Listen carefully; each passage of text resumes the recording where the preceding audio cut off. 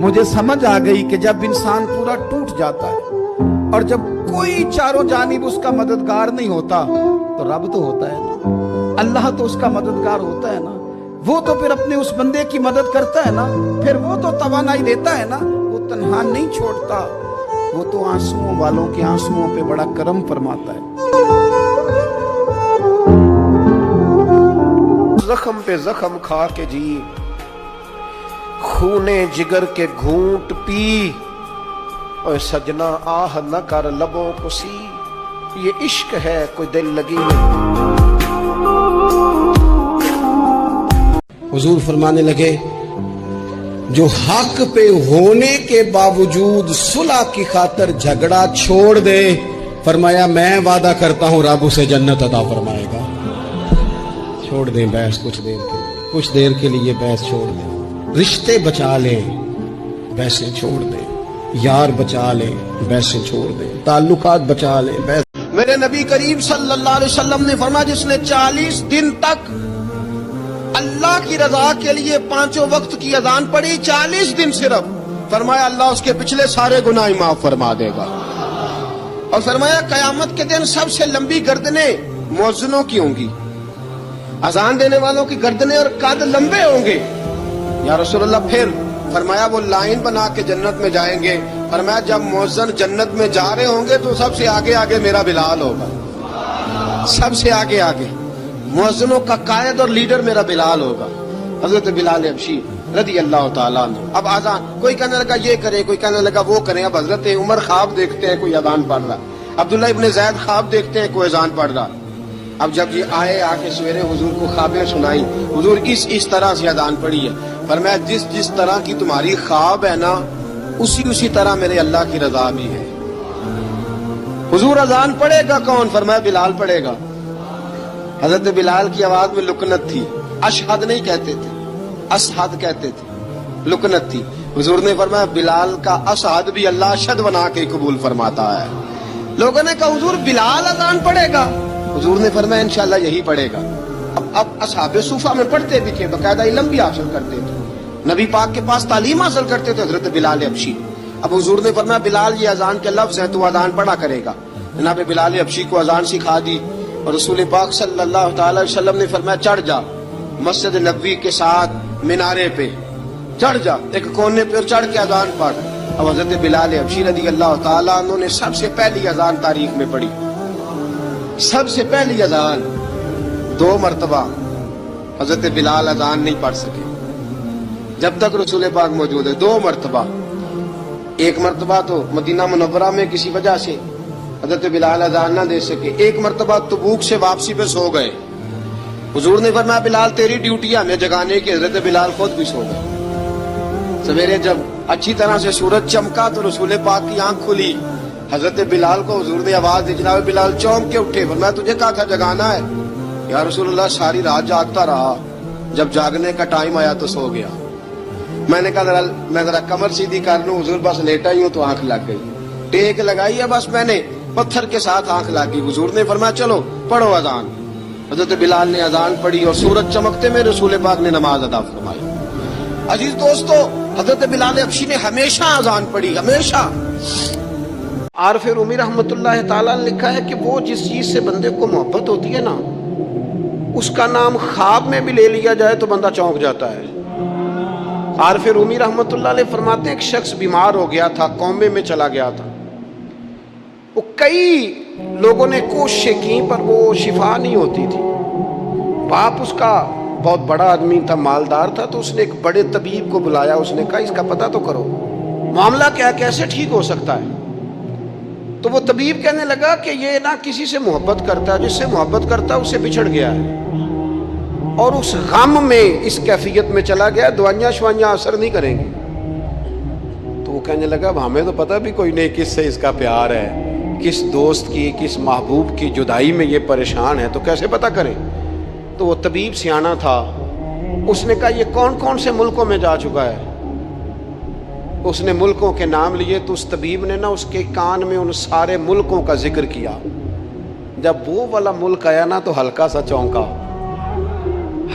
چونکا وہ، کہنے لگا اب اس ملک کے اندر جتنے شہر ہیں ان کے نام بتاؤ. وہ شہروں کے نام لیے تو جب وہ والا شہر آیا نا تو وہ ذرا تھوڑا سا نا اور چونکا.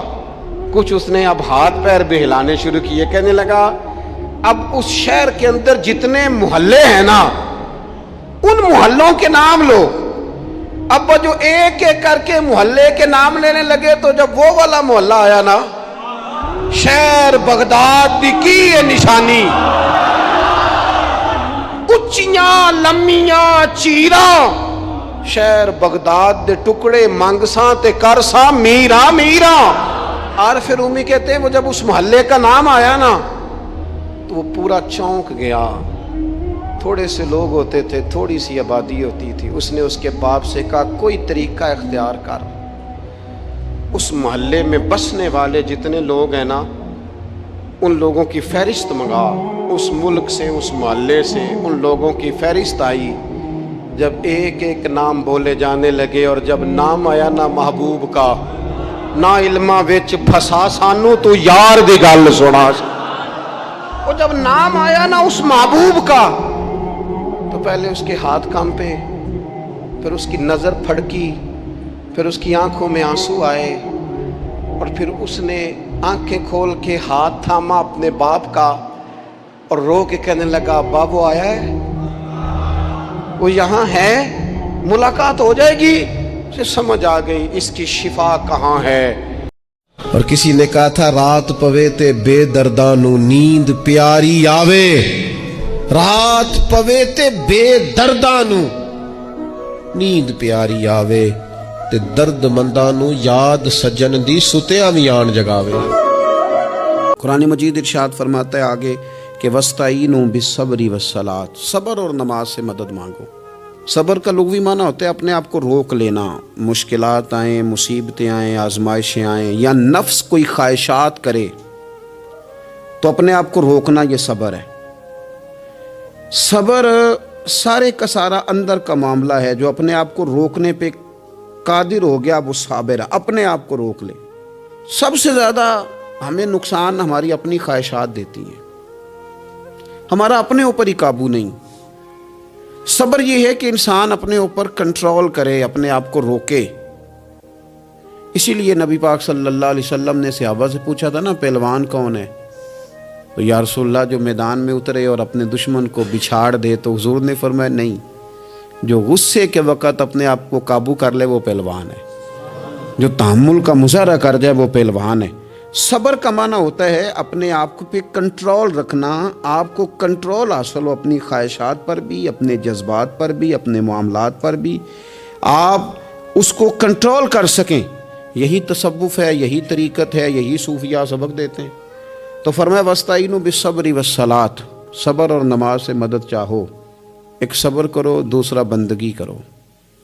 مصلی پہ بیٹھ جاؤ. جو تمہاری مدد تمہاری عبادت کرے گی نا, جو مصلی تمہاری مدد کرے گا وہ کوئی اور نہیں کر سکتا.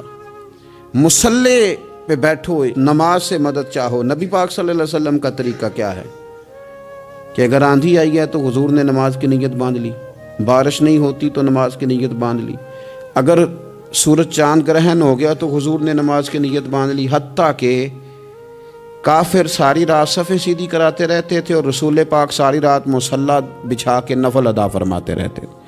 نماز سے مدد چاہیں. ارشاد فرمایا کہ وَإِنَّهَا لَكَبِيرَةٌ إِلَّا عَلَى الْخَاشِعِينَ, صبر اور نماز سے مدد مانگو, بے شک یہ دونوں چیزیں بھاری ہیں. کام دونوں مشکل ہے لیکن ڈرنے والوں پر مشکل نہیں. جو رب سے ڈرتے ہیں ان کے لیے مشکل ہے. اب مجھے اجازت ہونی چاہیے نا, یہ کہہ لینا چاہیے نا کہ کوئی شخص کہے میرا نماز میں دن نہیں لگتا, تو میں اسے کہوں کہ تو رب سے ڈرتا ہی نہیں. اصل میں تو ڈرتا ہی نہیں. اگر تو ڈرے تو لفظ ہی نہ ادا کرے. اللہ نے بلایا اور تو آیا ہی نہیں. فرمایا یہ وزن ضرور ہے ان دو چیزوں کا, لیکن ڈرنے والوں پر, یہ ڈرنے والے کون ہیں؟ فرمایا الذین یظنون انہم ملاقو ربہم وانہم الیہ راجعون, جو اس بات کا یقین رکھتے ہیں کہ ہم نے اپنے رب سے ملاقات کرنی ہے اور ہمیں اسی کی طرف لوٹ کر جانا ہے. جس بندے کو یقین ہونا میں نے رب سے ملنا ہے, میں نے اس سے ملنا ہے، اسی کی طرف جانا ہے، اس کے لیے نہ نماز مشکل ہے نہ صبر مشکل ہے، اس کے لیے دونوں چیزیں آسان ہو جاتی ہیں۔ شرط یہ ہے کہ شوق ہو تیرے اندر رب سے ملاقات کا، تجھے شوق ہو۔ میرے نبی پاک صلی اللہ علیہ وسلم نے فرمایا لوگوں جو رب سے ملنے کا شوق رکھتا ہے نا، اللہ بھی اس سے ملنا پسند کرتا ہے، اور جس کے دل میں شوق ہی نہیں رب سے ملنے کا، تو جو اللہ کی ملاقات پہ یقین رکھتا ہے نا، وہ پھر نماز اور صبر کا عادی ہو جاتا ہے۔ تو ان 3-4 چیزوں پر خوب توجہ کریں، خوب توجہ کریں۔ صبر اور نماز خاص چیز ہے۔ حضرت غوث اعظم رضی اللہ تعالیٰ عنہ فرماتے ہیں اگر آزمائشیں نہ ہوتی تو سارے لوگ ہی عابد زاہد ہوتے۔ یہ تو آزمائش آتی ہے، صبر کرنا پڑتا ہے، تو پھر پتہ چلتا ہے کہ عابد زاہد کون ہے۔ آزمائشیں نہ ہوتی تو سارے عابد زاہد ہوتے۔ آپ صبر کریں، جو میرا رب چاہتا ہے اس پہ راضی رہ کے دیکھیں، پھر ذرا راضی رہ کے دیکھیں، پھر دیکھیں کہ مالک کا فیصلہ کیا ہے۔ وہ آپ کے حق میں کوئی رحمت والا فیصلہ ہی فرمائے گا، پھر ذرا انتظار کر کے دیکھیں، پھر ذرا صبر کر کے دیکھیں۔ پھر وہ کہتا وبشر الصابرین، محبوب یہ جنہوں نے صبر کیا ہے انہیں میری رحمت کی خوشخبری سنا دو۔ پھر وہ کہتا ہے باقیوں کے پاس مال ہوگا، دولت ہوگی، اقتدار ہوگا، بڑا کچھ ہوگا، ان اللہ مع الصابرین، صبر کرنے والوں کے ساتھ رب کریم ہوگا۔ اسا کیتی ہے جان حوالے رب دے، ایسا عشق کمایا ہے اسی مرن تو اگے ہی مر گئے باپ، اسا تا مطلب نو پایا ہے۔ اگر کسی نے حسن سے پیار کرنا ہے نا تو حضور کے آنے کے بعد زیادتی ہے پھر کسی اور سے پیار کرنا۔